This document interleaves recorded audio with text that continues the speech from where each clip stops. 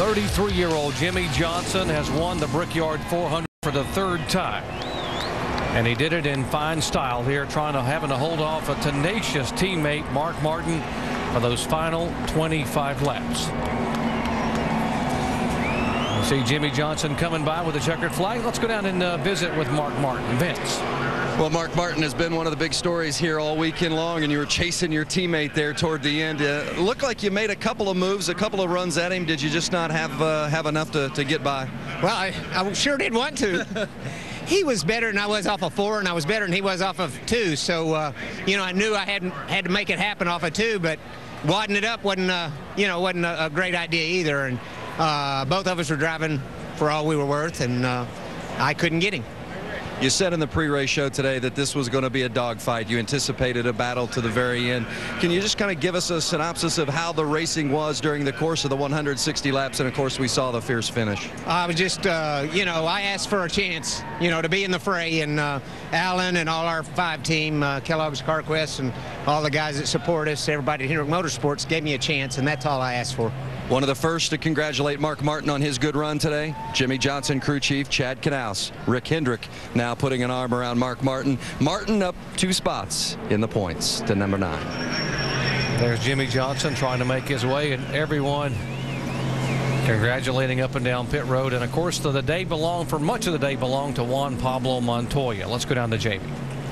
And Juan Pablo Montoya, after leading 116 laps, what was it like to hear that over the radio you got a penalty? It kind of sucks, but it's what it is. Everybody at the Target Chevy did an amazing job.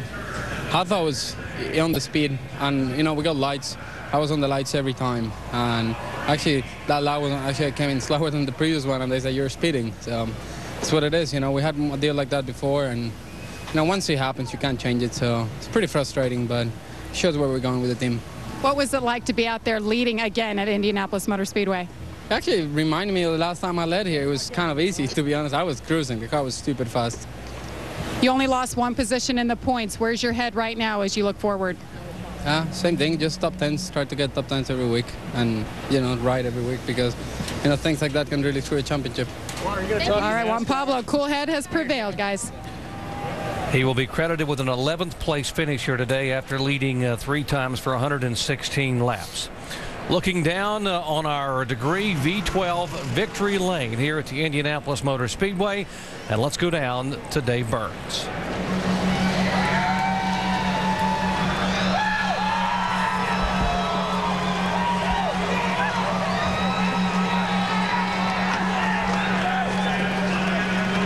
And the cheers of his crew after a battle like I don't think we've seen here ever, and probably the most hard-fought Brickyard 400 you've ever had, Jimmie. That was unbelievable. I hope the fans enjoy that race. I can't say enough about this race team and all of Hendrick Motorsports to be up there battling with my teammate Mark Martin. Damn, is he fast. For an old guy, had me pretty worried. It's great to work with him, work with Alan, work with all my teammates in Hendrick Motorsports, the Cobalt Tools and Paul on Victory Lane. And those last 15, 20 laps, man, we had to drive it so hard to stay ahead of the 5. I was better in 3 and 4 than he was, and he had me beaten 1 and 2, and it was kind of a give and take thing that was going on. Luckily, we held him off. You got him on the last restart, and that seemed to be one of the keys because then you had the clean air. Yeah, clean air was everything. You could only get so close to the car in front of you. You had a few laps on new tires to really take advantage of something, but I got that restart and put on a great show for the fans. I hope they enjoyed it, or that they enjoyed it. I think, Sprint for all that they've done, NASCAR, Goodyear for a great tire. That's the way to go racing. Now, you told DJ when you were golfing with him this week that you thought you could win. Chad told me this morning he'd be cool with the top 5, so I guess you were right, huh? I was speaking before we got on the racetrack. We had some issues through race practice yesterday. We had a decent car, not the best car, and he made some great changes to the race car over the night. And we were one of the few cars that could work through traffic and pass guys, and we passed that last car at the end and got it won. Jimmie, 2 of your championships were won in years where you won the Brickyard 400. Do you feel like this team has the momentum going? I'm looking over there, too. He can come in here next. Come on in here, Mark. Let's hold that question.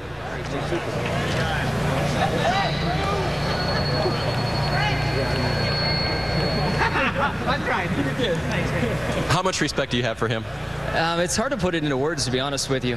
He is such a perfectionist, loves driving these race cars, loves working for this race team, and I think he's opened the eyes of all of us at Hendrick Motorsports at how we can love our jobs a little more and try a little harder. So it's great to work with him. All right, championship potential, Jimmie? Yeah, you know, we're doing things right. The last 4 or 5 weeks, we've had a shot at winning races and just come up a little short the way things have shaken out at the end. So I feel we've got our form. We've led a lot of laps in the last 10 races, probably the most, more than anyone. And now that we're getting close to the chase, that's nice that we're winning races again and can buckle down and focus on a fourth. The 3-time Sprint Cup champion is now a 3-time Brickyard 400 champion. Doc. In his 275th career start, Jimmie Johnson makes Brickyard 400 history, becoming the first driver to win in back-to-back years. He also becomes the first winner to ever lead his first lap this late in the race. He did not lead a lap until lap 137 and then led the final 24 laps. Doc, Tony Stewart said that he judges this season based on consistency, rates this season based on consistency. How would you rate the run here today?